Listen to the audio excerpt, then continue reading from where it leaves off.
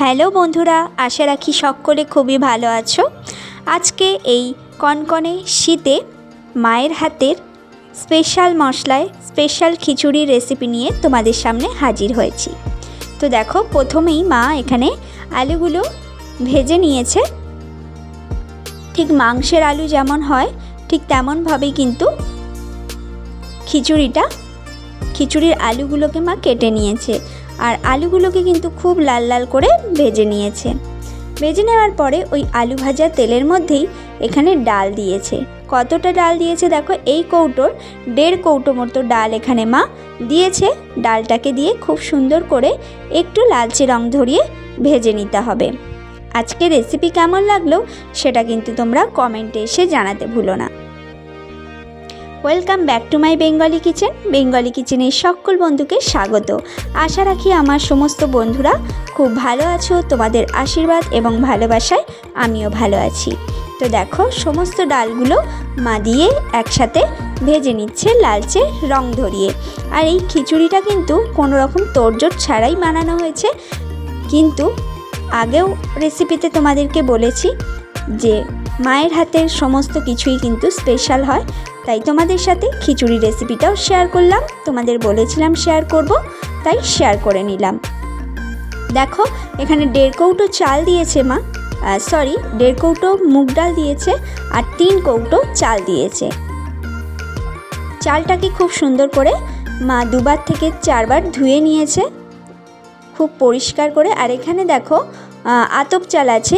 আতপ চালটা ঠিক এই বাটিটার হাফ বাটির মতো মা আতপ চাল ব্যবহার করেছে। সেটা একদম লাস্টে ব্যবহার করবে, এখন নয়। তো চলো, এবার কড়ার মধ্যে দেখো 3-4 চামচের মতো সাদা তেল দিয়ে তেলটা গরম হতে হাঁড়ির চারিদিকে লাগিয়ে দিয়েছে মা। তারপর এখানে দেখো গোটা জিরে, শুকনো লঙ্কা 2টো দিয়ে ভালো করে এটা ভেজে নিতে হবে। এখানে কাঁচা লঙ্কা আর আদা বাটা রয়েছে, সেটাও কিন্তু এখানে দিয়ে দিতে হবে। দিয়ে খুব সুন্দর করে দেখো এখানে একটা তেজপাতাকেও কেটে দিয়ে দেওয়া হয়েছে। এবার এই মশলাটাকে খুব সুন্দর করে কষিয়ে নিতে হবে। হাঁড়ির মধ্যেই আলাদা করে কিন্তু কিছু না, হাঁড়ির মধ্যেই একেবারে তেল দিয়ে আদা দিয়ে জিরে দিয়ে লঙ্কা তেজপাতা দিয়ে একসাথে সুন্দর করে কষিয়ে নিতে হবে। কষানোটা খুব সুন্দর করে হয়ে গেলে এখানে পরিমাণ মতো জল ব্যবহার করতে হবে। এখানে দেখো দাগ অবধি জল, মা হাঁড়ির যে দাগ অবধি আছে, তো পরিমাণ মতো দেখো জল এখানে দিয়ে দিয়েছে মা। হাঁড়ির অর্ধেকটা পরিমাণ জল দিয়ে জলটা একটু গরম হলে তার মধ্যে মা চালটাকে দেখো দিয়ে দিয়েছে। চালটাকে দিয়ে দেওয়ার পরে ঢাকা দিয়ে দিয়েছিল। আর আমি একটু অফ ক্যামেরায় মা ডালটাও এখানে অ্যাড করে দিয়েছে। মুগ ডালটা যে ভেজে রেখেছিল সেই ডালটাও এর মধ্যে অ্যাড করে দিয়েছে। আর বলেছি একদম কোনো রকম তোড়জোড় ছাড়াই কিন্তু এই খিচুড়িটা বানানো হয়েছিল, শুধু আলু আর পালং শাক দিয়ে। তো দেখো, জলটা যখন এরকম টকবক করে ফুটবে তখন কিন্তু এই ভেজে রাখা আলুটা দিয়ে দিতে হবে। ভেজে রাখা আলুটা দিয়ে একটু হাতার সাহায্যে নাড়িয়ে চাড়িয়ে এটাকে দেখো আবারও একটু ঢাকা দেওয়া ছিল। তারপর ঢাকনা খুলে এখানে দেখো রয়েছে হলুদ আর টমেটো আর একটু সামান্য লঙ্কা গুঁড়ো ছিল, সেটাকে এর মধ্যে দিয়ে খিচুড়ির মধ্যে দিয়ে খুব সুন্দর করে নাড়তে হবে। একদম এইভাবে এই শীতের কনকনে ঠান্ডায় কিন্তু দুপুরবেলায় এরকম খিচুড়ি শুধু আলু আর পালং শাক দিয়ে খিচুড়ি বানিয়ে খেয়ে দেখো বন্ধুরা, দারুণ লাগবে। আর মা যেভাবে বানিয়েছে অবশ্যই সেভাবে ট্রাই করো। আশা রাখি তোমাদের ভীষণ ভালো লাগবে এই খিচুড়ির রেসিপিটা। তো দেখো, এবার পরিমাণ মতো দিয়ে দিতে হবে লবণ।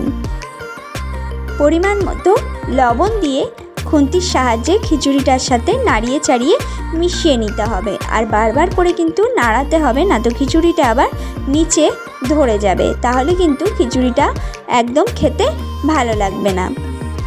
এখানে স্পেশাল মশলা যেমন এখানে দেখো 3-4টে ছোটো এলাচ আর মা দিয়েছে 1 থেকে 1.5 চামচের মতো গোটা জিরে। এটাকে খুব সুন্দর করে একটু ভেজে নিতে হবে। এখানে চাইলে তোমরা শুকনো লঙ্কা অ্যাড করতে পারো। মা এখানে কাঁচা লঙ্কাটা বেটে দেবে বলে শুকনো লঙ্কা কিন্তু এখানে অ্যাড করেনি, ফোড়নের জন্য মা শুকনো লঙ্কাটা অ্যাড করেছিল। দেখো খিচুড়ি হয়ে গেছে আর অফ ক্যামেরায় মা এখানে পালং শাকগুলোও দিয়ে দিয়েছে। এখানে এই মশলাটা খুব সুন্দর করে ভেজে নিয়েছে মা, গ্যাসটাকে অফ করে দিয়েছে।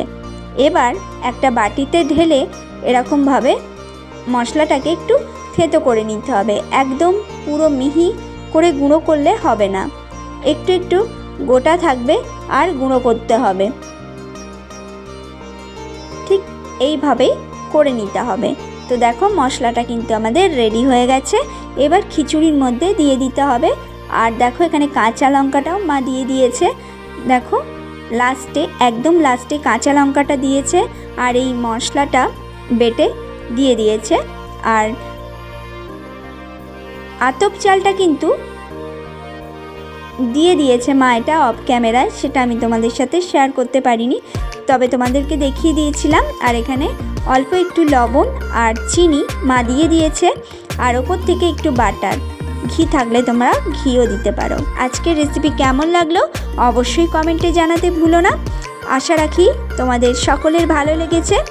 সাথে থেকো, পাশে থেকো। সকলকে অনেক ধন্যবাদ ভিডিওটা দেখার জন্য।